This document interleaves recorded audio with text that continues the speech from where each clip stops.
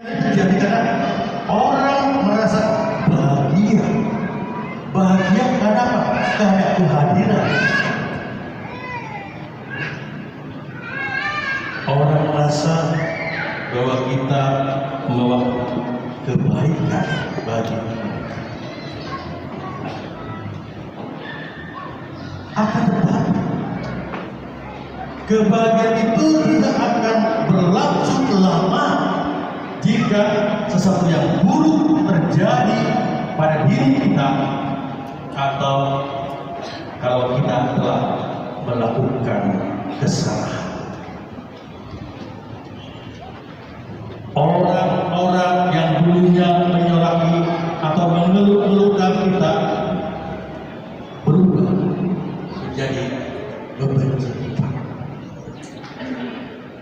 Orang terdekat pun bisa mengenal kita, menganggap kita ini orang asing.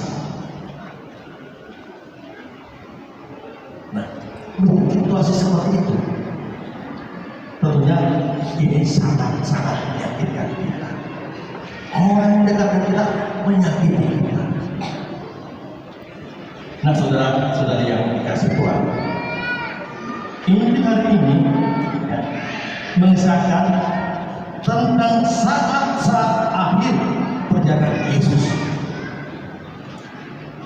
Yesus yang sebelumnya dikeluhkan dan disorak-soraki, kini harus ditangkap dan ditahan. Orang-orang yang dulunya menyoraki dia sekarang itu membenci. Dan murid-muridnya yang begitu dekat dengannya bahkan menyangkal.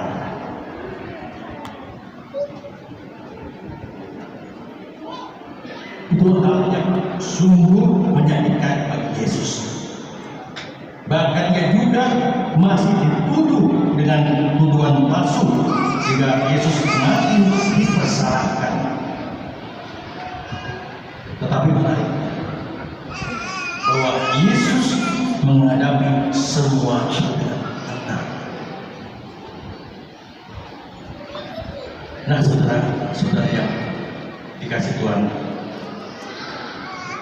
membayangkan kita juga masa yakin atau pasti pernah merasakan hati dan kecewa karena dikhianati oleh orang-orang yang dekat dengan kita, bahkan oleh orang yang kita sayang. Kekecewaan dan sakit hati itu terkadang membuat kita menutup diri dari orang lain, apalagi di lingkungan sekitar kita. Bahkan arahnya lagi, jika situasi itu begitu membuat kita akhirnya mengambil tindakan yang justru merugikan diri kita sendiri.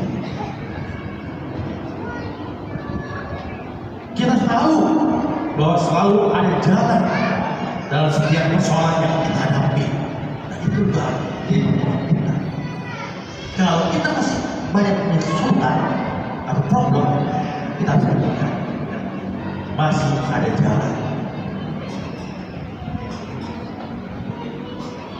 Oleh itu, jika kita berlama-lama dengan satu hal yang kemudian merugikan diri kita, maka kita adalah orang yang lemah.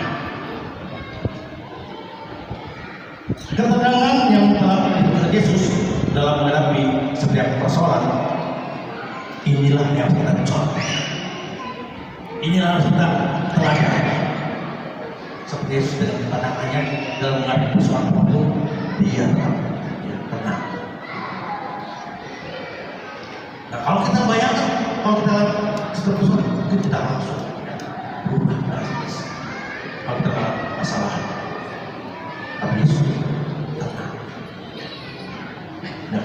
Nah, saudara-saudari, di sini saya mau katakan, ketenangan Yesus ini bisa diartikan sebagai jalan kerendahan hati dan juga pengosongan diri.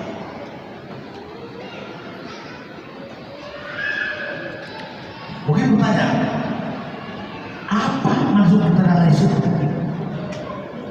Jawabnya di sini kita bisa coba lihat dan kita perhatikan. Sejak kelahirannya, Yesus sudah menampakkan jalan konsisten, jalan kerendahan dan juga pengosongan diri. Lahir di kandang, anak tukang kayu sederhana, terbilang bahkan sama kayak para penjahat, mati di tiang penghinaan.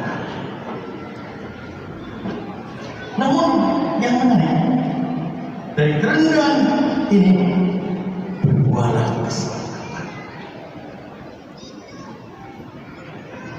Nah itu, kalau kita berbicara tentang arti ketenangan, itu berarti bahwa ketenangan itu membuat kita dapat lebih jernih memikirkan setiap persoalan yang kita hadapi, sehingga kemudian kita dapat juga menemukan jalan yang terbaik atas persoalan yang kita hadapi.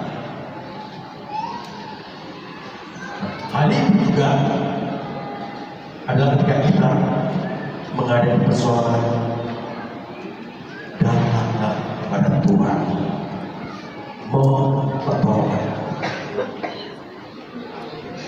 Nah, saudara-saudari yang terkasih, marilah kita semua bersama-sama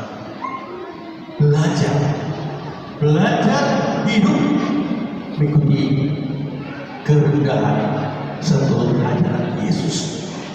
Sebagai orang mengingatkan, sabda yang merendahkan diri itu akan diterima.